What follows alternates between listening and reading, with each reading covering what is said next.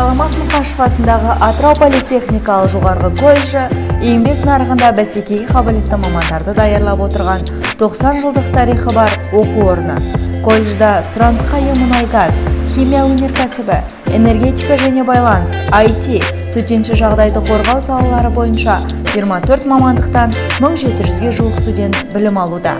Колледж 2019 жылы Қазақстан Республикасы колледждары рейтингі қорытындысы бойынша 5 үздік политехникалық колледждар қатарына еніп, Атырау облысы бойынша бірінші орынды иеленді.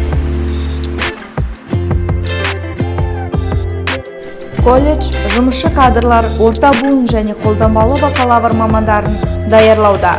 Өндірісте және Германия, Австрия, Сингапур, Турция, Белоруссия, Малайзия, Финляндия мемлекеттерінде кәсіби шеберліктерін шыңдаған оқытушылар білікті мамандарды даярлауда аянбай еңбек етуде.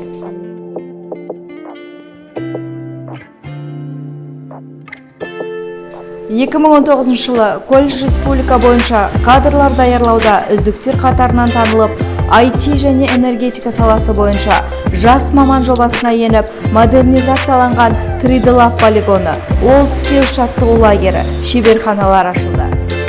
Бүгінгі таңда мұнай-газ, IT, энергетика, токарлық жұмыс бағыттары бойынша құзыреттілік орталықтары бар.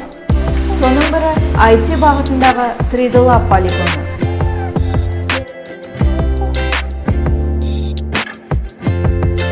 Бұл жерде студенттеріміз 3D модельдерді құрастырып, арнайы станоктарда брендтелген APHC өнімдерін шығаруда. Политех – сапалы білім, білікті маман.